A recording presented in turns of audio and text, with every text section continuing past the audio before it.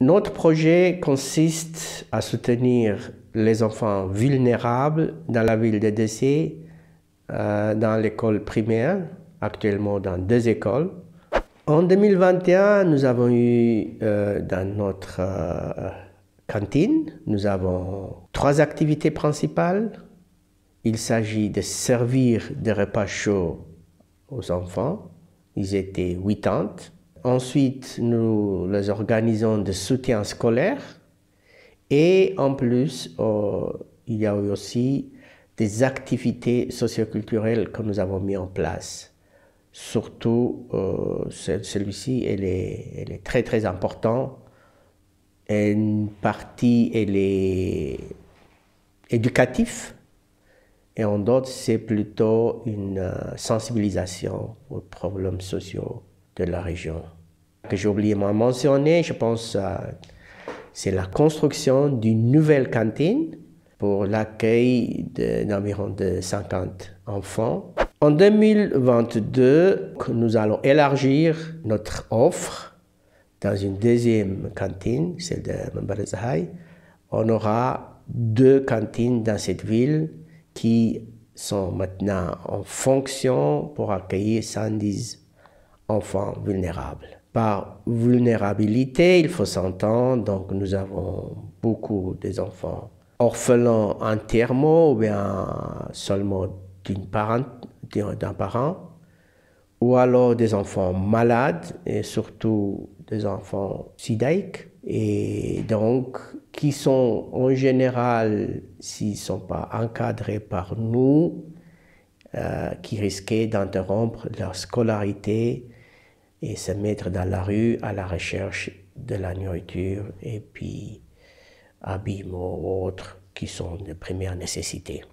Le grand défi de notre projet, nous avons maintenant passé en 2020-2021 une incidence d'une guerre civile qui a laissé des traces au niveau de traumatisme de nos enfants, de notre personnel, entièrement aussi de la population de cette ville.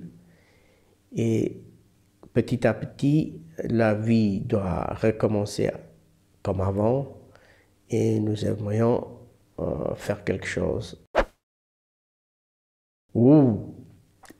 J'ai un plat que j'aime beaucoup, ça s'appelle shiro. Shiro, c'est une sorte de sauce. À la base, c'est des pois chiches moulus qui se mélangés avec beaucoup d'épices dans la préparation, mais sous forme de poudre. À la base de cette poudre, on met un plat qui est fait avec tomates, échalotes, etc. Et c'est le plat, surtout pour le souper. J'aime beaucoup ça. C'est une femme, une jeune dame. Actuellement, elle est chanteuse qui a amené beaucoup pour la musique éthiopienne. Elle s'appelle Jigayo di Shibaba.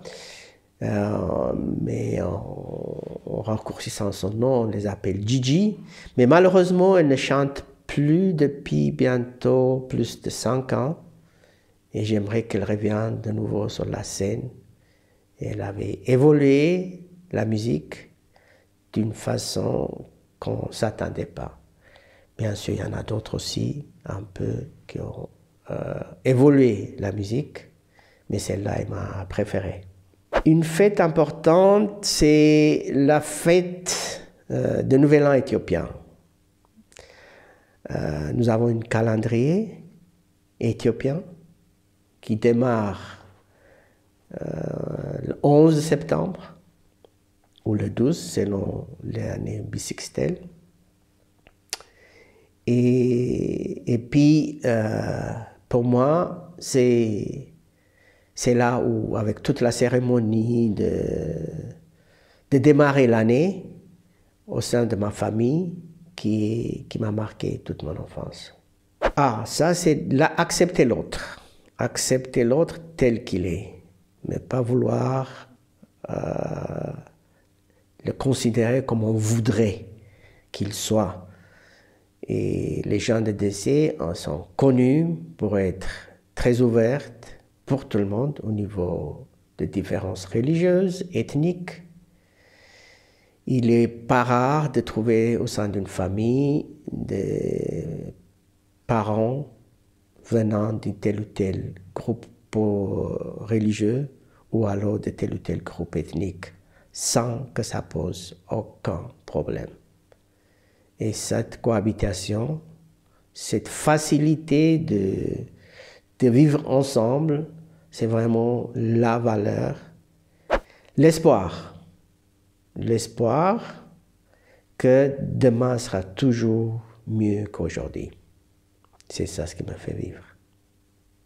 Merci. Je vous en prie.